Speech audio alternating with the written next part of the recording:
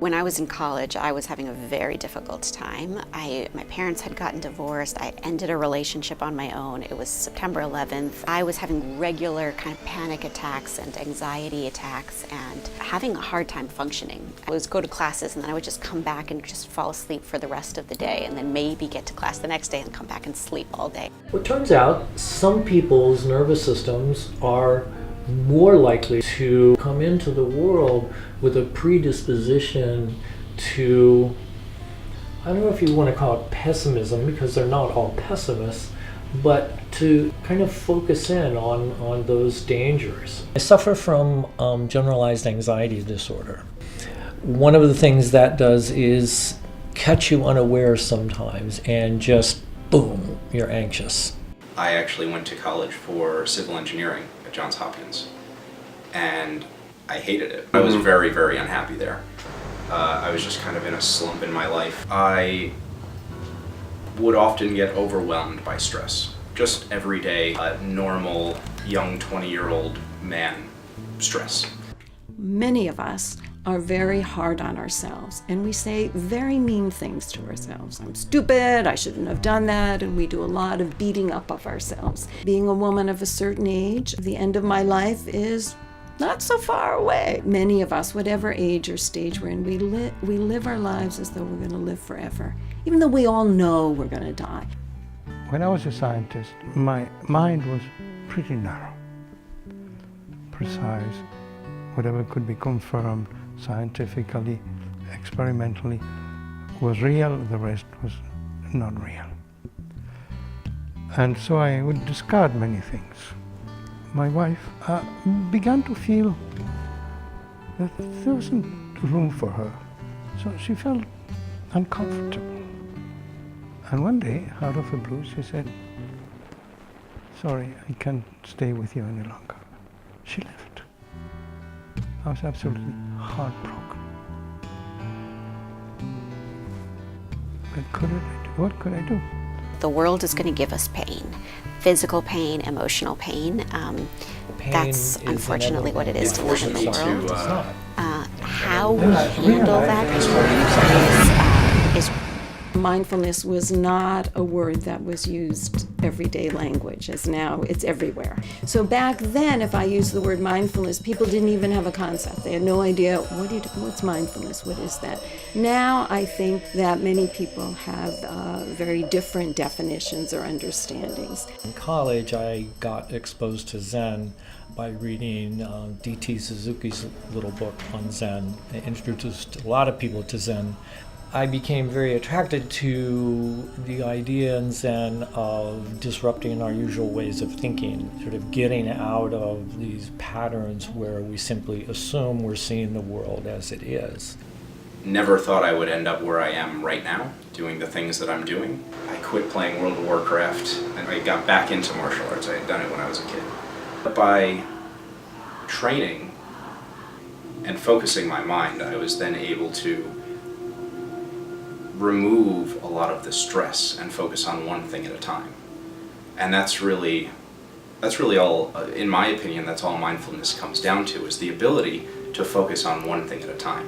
Martial arts is a mindfulness practice. We train the body to strengthen the mind, and in turn that strengthens the spirit.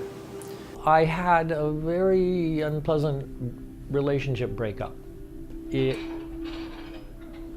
more or less shattered my world. I have to say that that's turned out to be a really good thing in my life. Zen Buddhists in particular are practitioners of trying to yank those assumptions out from under you. I started meditating every night.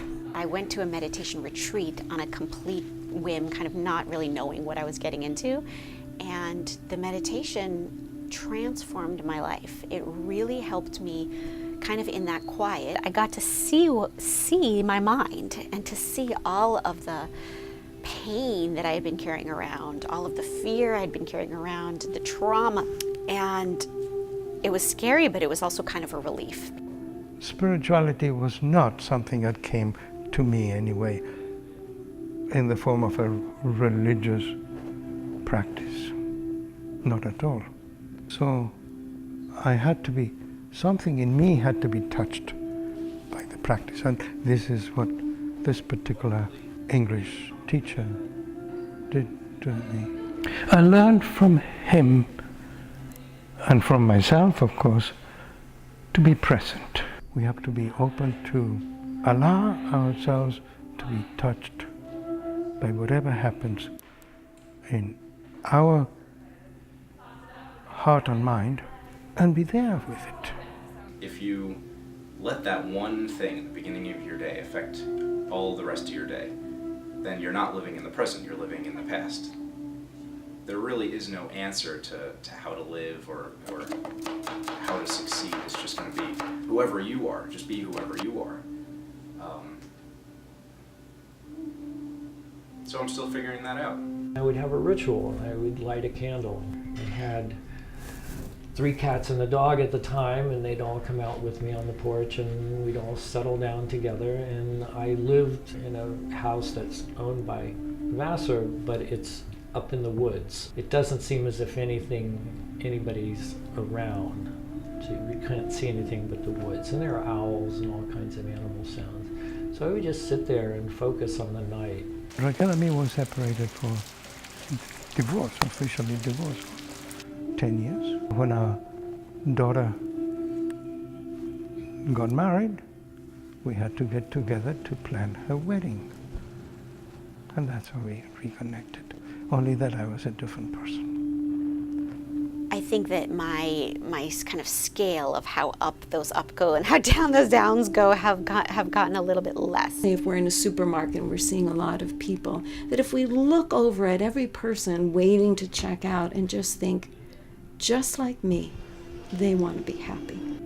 And I believe that. Even people that are doing horrific things in this world, I don't like what they're doing, I don't approve of what they're doing, but if I go deep into that essence of that person, they may be practicing unskillfully and unwisely, but they too want to be happy.